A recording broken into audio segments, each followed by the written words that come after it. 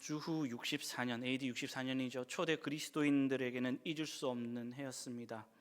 왜냐하면 64년 7월 19일 로마시 전역에 대화재가 일어났습니다. 큰 화재였죠. 수많은 사람들이 죽었습니다. 로마의 4분의 1이 불이 탔다고 합니다. 이 화재가 진압된 후에 로마에서는 한 악성 소문이 돌기 시작했습니다. 그 소문은 무엇이냐?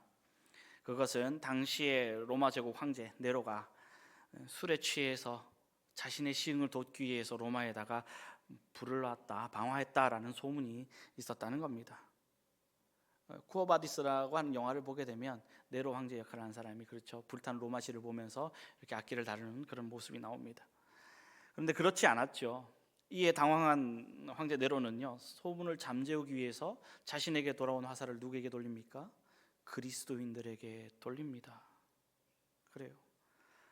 아무리 노력을 했지만 변명이 안 되니까 결국 화살은 그리스도인들에게 향하게 됩니다. 그래서 그리스도인들에 대한 체포 명령이 내려지게 되고 여기저기에서 피비린내 나는 처형이 이어지게 되었습니다. 이때 살아남은 사람들이 많이 흩어졌죠. 카타콤, 우리가 알고 있는 지하 공동묘지입니다. 숨어들기 시작했고요. 또 적지 않은 수의 그리스도인들이 로마 전역을 향해서 흩어지게 되었습니다. 로마를 떠나서 목숨을 보존하기 위해서 해외 여러 지역으로, 특히 소아시아의 여러 지역으로 흩어지게 되었다는 겁니다. 이것이 바로 베드로전서의 배경이 된다라고 볼 수 있습니다. 그런데요, 베드로전서 4장 12절 13절은 이런 시대적 배경을 잘 전해주는 말씀으로 이어집니다. 어떻게 시작합니까? 함께 읽겠습니다. 사랑하는 자들아, 너희를 연단하려고 오는 불시험을 이상한 일 당하는 것 같이 이상히 여기지 말고 오히려 너희가 그리스도의 고난에 참여하는 것으로 즐거워하라. 이는 그의 영광을 나타내실 때에 너희로 즐거워하고 기뻐하게 하려 함이라. 그렇습니다. 이상히 여기지 말라는 겁니다. 이 베드로 전서 편지의 수신자가 누구라고요? 1장 1절입니다. 예수 그리스도의 사도 베드로는 본도, 갈라디아, 갑바도기아, 아시아와 비두니아에 흩어진 나그네. 이 지역은 지금 터키의 북부 지역입니다. 흑해 연안에 있는 도시들이죠. 박해로 인해서 흩어진 그리스도인 공동체를 위해서 격려하기 위해 편지가 쓰여지게 되었습니다. 이들의 믿음 어땠습니까? 예수 믿는 그 믿음 때문에 박해를 당했습니다. 순교를 당한 이를 보면서 안타까워했겠죠. 또한 자괴감이 들었을지도 모릅니다. 예수 믿는 것 때문에 목숨까지 버려야 하나라는 자괴감도 있었을 것이고, 또 순교한 이들을 보면서 나는 저런 믿음이 없을까라고 실망하며 낙담하는 그런 그리스도인 공동체, 교회를 향해 쓰여진 편지라는 겁니다. 그런데 이 편지의 주제는 희망, 소망이라는 겁니다. 이런 어둠 속에서도 우리가 소망을 가지고 살아야 한다, 희망을 가지고 살아가야 한다라고 하는 겁니다. 우리가 경험하는 고난에도 불구하고 우리가 희망을 가지고 살아가는 이유, 우리가 희망의 공동체가 되어야 하고, 그래서 우리가 절망 속에 빠진 사람들을 위해서 우리가 희망이 되어 주어야 한다라는 겁니다. 베드로가 이 편지를 쓰던 1세기와 오늘 우리가 살아가는 21세기 분명 세대는 다릅니다. 그러나 우리 주위를 위협하는 것들이 너무나도 많습니다. 세계 곳곳에 아직까지 끝이지 않는 전쟁이 그렇고요, 전염병이 그렇고요, 나라와 나라 사이에 대립이 있습니다. 또한 같은 나라 사람이라 할지라도, 같은 민족이라 할지라도 이데올로기가 다릅니다. 세대 간의 갈등이 대두되고 있습니다. 또 기독교에 대한 조롱과 박해가 나타나고 있는 이때에 희망은 여전히 우리가 갈구하는 목표가 아닐 수 없습니다. 그렇다면 우리는 여전히 이런 절망적인 세상 속에서 소망, 희망을 갖고 살아가야 할 이유는 무엇일까요? 첫째입니다. 주님이 함께 하심입니다. 주님이 함께 하심 때문입니다. 우리에게 있어서, 그리스도인들에게 있어서 우리가 주님을 만난 사건, 이 사건은 희망의 시작입니다. 왜냐하면 우리를 찾아오신 그 주님, 인생 최대의 절망은 죽음을 이기시고 부활하신 분이기 때문입니다. 부활하신 주님을 내 인생의 주님으로 영접한 순간 우리는 새 생명을 선물로 받게 되었습니다. 그 결과로 우리는 새로운 소망, 곧 살아있는 소망을 소유하게 된 것입니다. 그것이 바로 3절의 증언이죠. 그가 우리를 찾아오시고 우리를 거듭나게 하신 이유, 우리를 향한 하나님 아버지의 긍휼히 여기심 때문입니다. 소망 없이 살고 있는 우리 인생을 불쌍히 여기신 하나님의 사랑, 그 사랑이 바로 예수 그리스도로 하여금 우리를 위해 죽으시고 부활하게 하시고 우리를 찾아오게 하셨다라는 겁니다. 우리가 그 예수 그리스도를 구주로 영접하는 그 순간 우리는 거듭납니다. 새롭게 태어납니다. 영적으로 다시 태어납니다. 우리가 육체적으로 이 세상을 태어날 때 우리는 죄로부터 태어나서 절망을 안고 태어나게 됩니다. 그러나 영적으로 다시 태어나는 그 순간 우리에게는 산 소망, 새 소망, 그 소망을 안고 태어난다는 겁니다. 사도 베드로는 이 소망이 우리가 세상을 살면서 경험하는 거짓되거나 일시적인 소망과 차별하기 위해서 이 소망을 무슨 소망이라고 합니까? 산 소망이라고 말하고 있습니다. 이 소망, 이 진지한 소망, 영원한 소망, 죽을 수 없는 소망, 살아있는 소망, 산 소망, 그 산 소망이 우리에게 있습니다. 주님이 함께 하시기 때문입니다. 영국의 목공소에서 일하던 가난한 청년이요, 전도를 받고 예수님 영접하게 되었습니다. 갑자기 그의 인생에서 소망과 의욕이 넘쳐나기 시작했습니다. 열심히 한 10년 동안 일을 하면서 돈을 많이 벌었죠. 그래서 그 사람이 어떻게 됐느냐, 가구를 제작하는 사장이 되었습니다. 돈도 명예도 갖게 되었죠. 어느 날 자신의 공장 뒤편에 서서 언덕에 올라가서 산책을 하다가 넓은 바위를 발견하게 됐습니다. 걸터 앉아서 동네를 내려다보이는 겁니다. 동네를 내려다보는데 갑자기 그 마음속에 행복감을 느끼게 됩니다. 갑자기 들려오는 이 행복감, 이 작은 행복, 누리고 있는데 그 밑에 든든한 바위가 자신을 받쳐주고 있다는 것을 깨달았습니다. 그리고 그 순간 그는 깨달았습니다.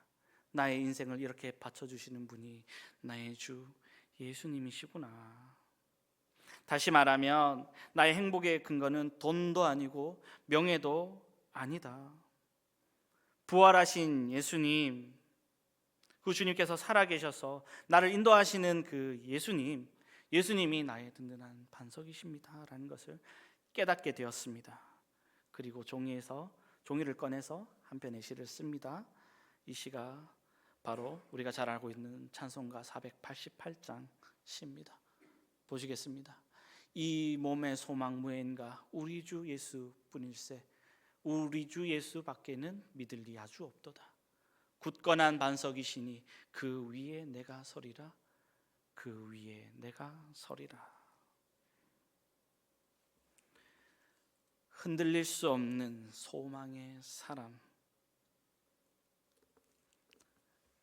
예수 그리스도가 나의 반석, 그것을 믿고 고백할 때에 그렇다는 겁니다. 그래서 사도 베드로는 베드로전서 3장 15절에 이렇게 말하고 있습니다.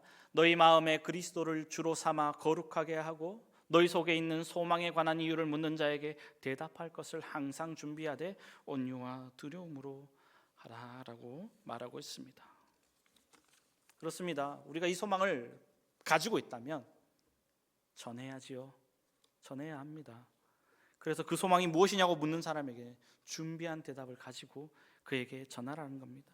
이런 소망을 나누고 살아가기로 결심한다면 부활하신 주님께서 우리와 함께 하실 것을 약속하시지 않겠습니까? 우리 주님의 지상 최대 명령, 내가 너희에게 분부한 모든 것을 가르쳐 지키게 하라. 볼지어다 내가 세상 끝날까지 너희와 항상 함께 있으리라 하시니라. 그렇습니다. 부활하신 주님께서 함께 하신만이 우리의 소망이라는 것, 우리의 소망임을, 우리의 희망이라는 것을 함께 믿읍시다. 둘째입니다. 하늘나라 기업을 예비하심 때문입니다. 우리가 소망을 갖고 살아야 할 또 하나의 이유, 주께서 주의 백성을 위하여 하늘나라의 기업을 예비하신 것 때문입니다. 4절을 보시겠습니다.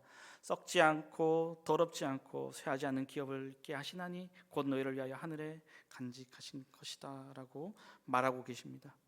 하늘나라의 소망, 천국의 소망, 우리의 가장 확실한 보증된 기업이라는 겁니다. 요즘같이 격동되는 이 세상 속에서, 그렇죠, 기업 활동하시는 분, 사업 활동하시는 분들 참 힘들죠. 그렇죠. 이 기업들이요, 이 사업들이요, 이 업체들이요, 얼마나 불안합니까? 얼마나 불확실한 기초 속에서 흔들리고 있는가 실감하실 겁니다. 그런데 성경은 인간이 가지는 모든 세속적인 희망이 다 그와 같다라는 겁니다. 굳건하지 않다라고 하는 겁니다. 한 세기 전만 해도 무너질 수 없다라고 생각했던 기업이 어느 순간 흔들리고 역사 속으로 사라지는 것을 우리는 목격합니다. 지난 100년 동안 미국에서 사라진 100대 기업 중에서 살아남은 기업은 코카콜라 하나밖에 남지 않았다고 합니다. 그렇습니다. 세상의 모든 기업들 없어지고 사라집니다. 그러나 우리에게는 썩지 아니하고 더럽혀지지 아니하고 영원히 있는 하늘나라의 기업이 있다라는 겁니다. 누구도 빼앗을 수 없는 그 기업, 그것이 바로 우리의 소망이랍니다. 우리의 소망, 하늘나라에 두어야 합니다. 찬송가 488장, 앞서 소개해드린 에드워드 모트, 이분이 그랬다는 겁니다. 천국 소망을 가지고 욕심 없이 가구업하다 보니까 기업이 더 잘 됐습니다. 그런데 그런 이 천국 소망을 이웃들에게 더 나눠주고 싶은 그런 열망 때문에 그의 나이 55세 되는 해에 기업과 재산을 정리했습니다. 그래서 어떻게 했을까요? 교회를 짓게 됩니다. 침례교 목사님이 되었습니다. 그래서 20년 동안 목회를 하십니다. 그의 나이 77세 되던 해에 평소의 소원처럼 교회 강단에서 설교하다가 하나님의 부르심을 받아 소망하던 천국에 떠나게 됩니다. 488장 3, 4절을 기억하십니까? 이렇게 됩니다. 세상에 믿던 모든 것 끊어질 그날 되어도 구주의 언약 믿사와 내 소망 더욱 크리라. 바라던 천국 올라가 하나님 전에 배울 때 구주의 의를 힘입어 어여시 바로 서리라. 주 나의 반석이시니 그 위에 내가 서리라. 그 위에 내가 서리라. 그렇습니다. 모든 것이 변하고 모든 것이 사라져도 변할 수 없고 사라질 수 없는 천국의 소망, 이 소망이 있으므로 우리는 고난의 시대를, 이 어려운 시대를 살아갈 수 있습니다. 세 번째 이유입니다. 셋째입니다. 하나님의 능력이 우리를 보호하시기 때문입니다. 우리가 소망을 갖고 살아가야 할 또 하나의 이유, 하나님의 능력이 우리를 보호하고 계시기 때문입니다. 우리들에게 궁극적인 소망은 천국 소망입니다. 그런데요, 주님 우리에게 천국을 보장해 주신 다음 이 세상에서 우리가 어떤 모습으로 살아가든지 그냥 그대로 버려두시는 분이십니까? 아닙니다. 우리에게 선물을 주십니다. 그 선물로 주신 구원, 그 구원이 흔들리지 않도록 우리를 믿음과 구원을 하나님의 능력으로 보호해 주신다는 겁니다. 적어도 오늘 본문에서 하나님의 능력이 두 가지 면에서 특히 성도들에게 함께 하신다고 약속하고 있습니다. 첫 번째는 우리 구원이 유지되도록 하나님의 능력으로 도와주시겠다는 것. 두 번째로는 우리가 시험이나 시련 속에서도 잘 버틸 수 있도록 그 능력으로 지켜주시겠다는 겁니다. 만일 우리가 한번 얻은 이 구원이 언제라도 다시 버려질 수 있는 것, 잃어버릴 수 있는 것이라면 우리 신앙 얼마나 불안하겠습니까? 그런데 주님은 우리에게 이 영생의 선물을 언약하시면서 아무도 그 무엇도 우리에게서 이것을 빼어서 갈 수 없다라고 말씀해 주셨습니다. 요한복음 10장 28절의 말씀처럼이죠. 함께 읽겠습니다. 내가 그들에게 영생을 주노니 영원히 멸망하지 아니할 것이요 또 그들을 내 손에서 빼앗을 자가 없느니라. 누구도 빼앗을 수 없습니다. 또한 5절 말씀입니다. 너희는 말사에 나타내기로 예비하신 구원을 얻기 위하여 믿음으로 말미암아 하나님의 능력으로 보호하심을 받았느니라. 하나님의 능력으로 보호하심을 받았느니라. 하나님의 능력으로 보호하심을 받았느니라. 우리의 능력으로 살아가는 세상이 아닙니다. 우리의 힘 아닙니다. 하나님의 능력으로 우리는 보호하심을 받고 있습니다.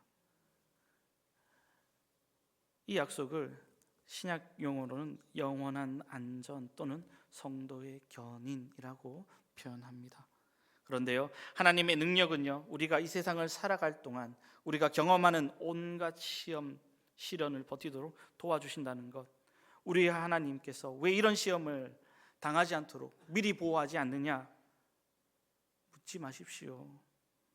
그것은 하나님의 비밀입니다. 그러나 부분적으로 보게 된다면 오늘 본문은 우리 인생의 장에 이런 시련이 허용되는 이유가 우리를 연단하기 위함이다라고 말합니다. 마치 불을 통과한 금이 아름답게 재련되는 것처럼 시련을 통해서 하나님은 우리 인간을 만들어 가십니다. 빚어 가십니다. 그리고 그 과정 속에서 우리가 좌절하지 않도록 우리를 하나님의 능력으로 지켜주시겠다는 말씀입니다. 7절 말씀 함께 읽겠습니다. 너희 믿음이 시련이 없어질 금보다 더 귀하여 예수 그리스도께서 나타나실 때 칭찬과 영광과 존귀를 얻게 할 것이니라. 아멘. 우리 믿음의 확실함, 그렇습니다.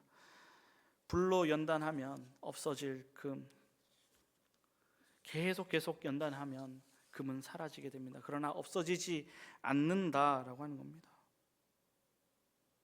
주님 오실 때 칭찬과 영광과 존귀를 얻게 하는 그런 것이 우리의 믿음이라는 겁니다. 이런 하나님의 목적을 깨닫는 순간 우리는 시험과 시련 속에서도 기뻐할 수 있다는 겁니다. 본문 6절의 말씀 함께 읽겠습니다. 그러므로 너희가 이제 여러 가지 시험으로 말미암아 잠깐 근심하게 되지 않을 수 없으나 오히려 크게 기뻐하는도다. 그리스도 안에서 우리가 가진 소망은 산 소망입니다. 썩지 않고 더럽지 않고 쇠하지 않는 기업, 하늘에 간직하신 이 기업이 우리에게 있습니다. 이 소망이 우리에게 없다면 우리는 살아갈 희망이 없는 사람들입니다. 그러나 오늘 말씀에서 우리가 이런 소망을 가지고 있지만 잠시 동안 고난 가운데 있을 수밖에 없습니다. 그럼에도 우리가 즐거워할 수 있는 이유는 우리에게 산 소망이 있기 때문입니다. 이해가 되십니까? 우리가 머지않아 우리 주님 오시게 되면 하늘나라에서 영원토록 새로운 몸으로 산다는 것을 이해하고 계십니까? 어떤 기독교인은 이렇게 얘기합니다. 천국의 화장실이 황금으로 되어 있다라고 이렇게 얘기합니다. 하늘나라에 대해서 몰라도 너무 모르는 것이죠. 천국에 대해서 아름답게 묘사하려고 했는지 모르겠지만 하늘나라는 그런 곳이 아니지요. 하늘나라 생명수 강가에서 생명나무 과일을 먹을 수 있고 배고픔, 질병이 없는 곳, 슬픔이 없는 곳, 눈물이 없는 곳, 오직 영광과 찬송과 즐거움만 있는 곳이 천국입니다. 육체의 약한 정욕에서 벗어나서 하나님의 속성으로 창조된 새로운 몸을 가지고 영원토록 즐겁게 사는 곳, 새로운 몸, 새로운 영광, 새로운 환경에서 영원토록 살 수 있다는 그 소망만을 가지고도 우리는 기쁘게 살아갈 수 있습니다. 기쁘게 살아야 합니다. 하나님께서 여러분에게 만일 오늘 천국에 와라 라고 한다면 어떻습니까? 나 오늘 너 부를 거야. 잘 살았으니까 이제 천국으로 와. 쉽게 얘기한다면 우리 표현으로 별세하고 이제 천국으로 와. 이렇게 하면 어떻습니까? 아멘 감사합니다라고 할 수 있습니까? 아니면 주님 제가 뭘 잘못했습니까? 이런 생각이 먼저 듭니까? 죽음 앞에서 모든 사람들은 그렇게 얘기합니다. 왜 하필이면 나냐라고 얘기합니다. 참 신기합니다. 우리에게 영원한 소망 천국이 있는데 여전히 죽음을 두려워하고 있다는 겁니다. 우리는 하늘나라에 가게 되면 잔치를 해야 할 겁니다. 내가 드디어 이 천국에 오게 되었구나. 기뻐해야 할 겁니다. 저는요 처음에 외국에 나갈 때 막 설레어서 막 잠을 못 잤어요. 태어나서 처음으로 비행기를 타고 해외를 가게 되니까 떨립니다. 새로운 환경이 궁금하기도 하고 잠을 이루지 못했습니다. 외국에 가는 날, 그렇죠, 여행 가는 날 왜 하필 내가 가야 됩니까? 라고 생각하시는 분 계십니까? 없지 않습니까? 천국이 바로 그런 곳입니다. 하늘나라가 바로 그런 곳입니다. 우리는 살아있는 소망을 가지고 있습니다. 저는 하늘나라에 대해서 상당히 기대하고 있습니다. 하나님께서 내게 주실 상급에 대해서도 기대가 됩니다. 우리가 어쩌다가 이런 복을 받게 됐는지 모르겠습니다. 어떤 사람은 자기가 믿어서 구원받았다라고 얘기하지만 사실 어떤 면에서 보게 되면 하나님께서 그렇게 믿게 하셨다는 겁니다. 일방적으로 하나님의 은혜라는 겁니다. 하나님의 은혜로 나를 불쌍히 여기셔서 내 눈이 깨어지게 하셔서 내 눈이 주님을 보게 하여 주시고 주님을 믿게 하여 주시고 하늘에 복된 소망을 주셨다라는 겁니다. 로마서 9장 16절 말씀입니다. 그런즉 원하는 자로 말미암음도 아니요 다른 박질하는 자로 말미암음도 아니요 오직 긍휼히 여기시는 하나님으로 말미암음이니라. 하나님이 나를 긍휼히 여겨주셨습니다. 하나님의 은혜입니다. 그렇기에 하늘의 소망을 가지고 있다면 기뻐해야 하는 겁니다. 물론 건강하게 이 땅에 사는 것도 좋지만 갈 수 있다면 빨리 가고 싶은 곳이 하늘나라가 그렇지 않습니까? 하늘의 소망이 없다면 내가 살아갈 이유가 뭘까 생각해 보곤 합니다. 굉장히 불쌍한 삶입니다. 허무하게 세상에서 살다가 고통 가운데 죽는 거라는 겁니다. 이런 죽음의 고통 벗어날 수 없지요. 누구도 벗어날 수 없습니다. 믿는 사람들도 그렇다는 겁니다. 힘들게 일해야 하고요, 건강을 위해 애써야 합니다. 내 속에서 악한 정욕이 일어날 때 그것을 억제하기 위해서 싸워야 하고요, 욕심을 억눌러야 하는 고통에서 우리는 죽을 때까지 벗어날 수 없습니다. 하지만 우리에게는 복되고 새로운 소망이 있습니다. 산 소망이 있습니다. 우리 마음은 위에 있어야 합니다. 그래서 우리 그리스도인들은 하늘나라에 대한 소망으로 인생의 고달픔, 육신의 쇠잔함, 외로움과 고통을 이기며 살 수 있다는 겁니다. 이 소망이 이루어질 때 우리는 영원히 하나님을 찬양하고 즐겁게 살 수 있습니다. 돼지 농장에 가보면요, 돼지들 참 맛있게 먹습니다. 살이 통통하게 찌고요, 잘 관리하고 있습니다. 그런데 돼지를 보고 야, 참 좋겠다, 먹을 것도 주고 씻겨주고 참 부럽다라고 하는 사람 아무도 없습니다. 왜 그럴까요? 돼지의 운명이 어떻게 될지 우리는 알고 있기 때문입니다. 그렇죠. 병아리 사육장 보세요. 병아리 보면서 참 귀엽다, 행복하겠다, 그런 사람 아무도 없습니다. 다 우리 야식으로 들어옵니다. 그렇죠. 인간의 삶도 마찬가지입니다. 예수 그리스도가 그 안에 없다면 그가 어떠한 삶을 살았든지 그 마지막은 불행한 것입니다. 그 안에 예수 그리스도가 있다면 이 세상의 삶이 어떠하든지 그 사람은 복된 사람입니다. 그렇게 우리 이제 얼굴을 밝게 합시다. 로또에 당첨됐다고 생각해 봅시다.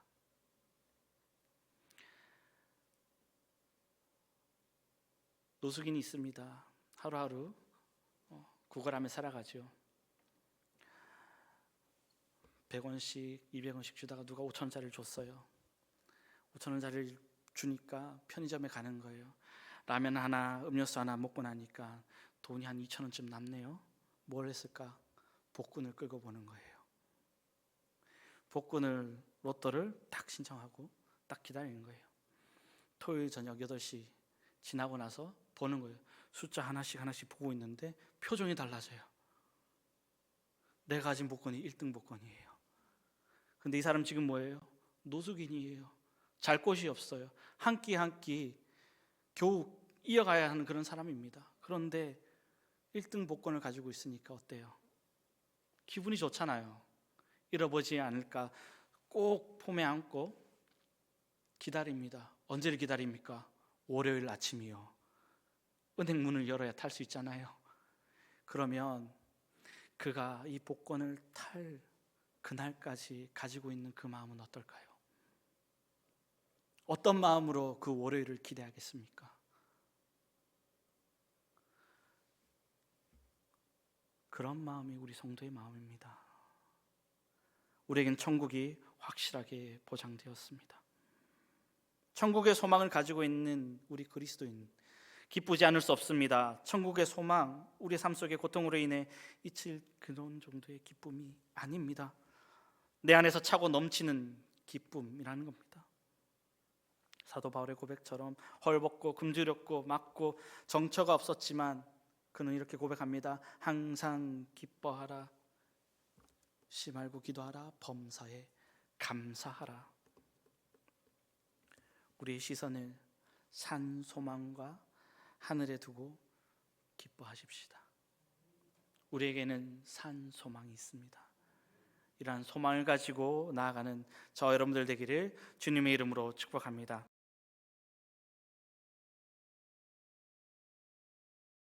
우리 주 예수 그리스도의 은혜와 우리 아버지 하나님의 한없으신 사랑과 성령의 교통하심이 우리로 하여금 산 소망을 허락하여 주셔서 이 땅을 살아갈 때 낙심하지 않도록 살아가게 해주신 주님 손 붙들며 날마다 우리의 소망을 하늘에 두고자 살아가기로 다짐하는 여기 머리 숙인 주님의 귀한 자녀들 머리 위에 지금으로부터 영원히 함께 하시기를 간절히 축원하옵나이다.